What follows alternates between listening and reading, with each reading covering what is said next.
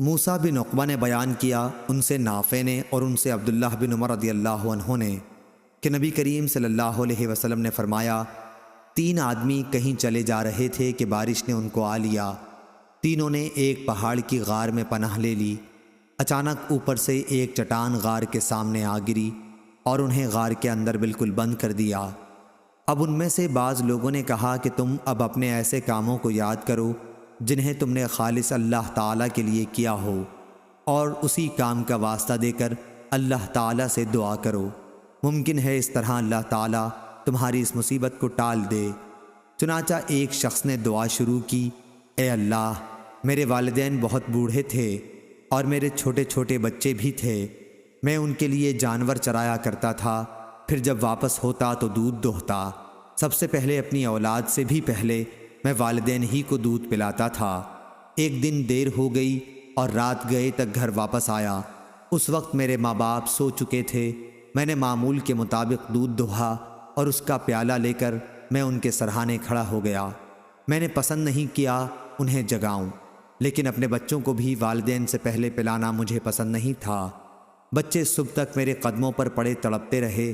پس اگر تیرے نزدیک بھی میرا یہ عمل صرف تیری رضا کے لیے تھا تو غار سے اس چٹان کو ہٹا کر ہمارے لیے اتنا راستہ بنا دے کہ آسمان نظر آ سکے۔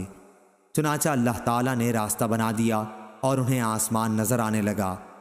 دوسرے نے کہا، اے اللہ، میری ایک چچا زاد بہن تھی۔ مرد عورتوں سے جس طرح کی انتہائی محبت کر سکتے ہیں، مجھے اس سے اتنی ہی محبت تھی۔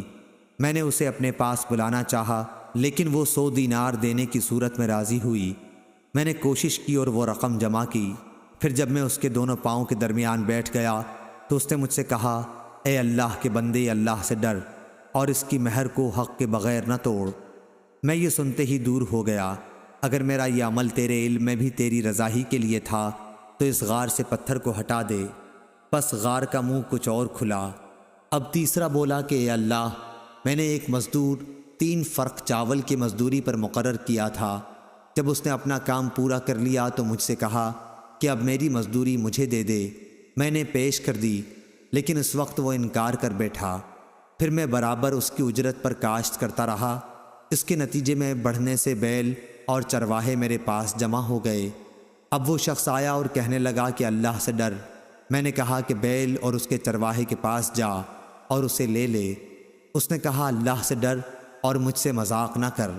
میں نے کہا کہ میں مذاق نہیں کر رہا ہوں، یہ سب تیرا ہی ہے، اب تم اسے لے جاؤ۔ پس اس نے ان سب پر قبضہ کر لیا۔ الہی، اگر تیرے علم میں بھی میں نے یہ کام تیری خوشنودی ہی کے لیے کیا تھا تو اس غار کو کھول دے۔ اب وہ غار پورا کھل چکا تھا۔ ابو عبداللہ امام بخاری نے کہا، ابن عقبہ نے نافع سے اپنی روایت میں فبغیت کے بجائے فصاعیت نقل کیا ہے۔ صحیح بخاری حدیث نمبر 2333۔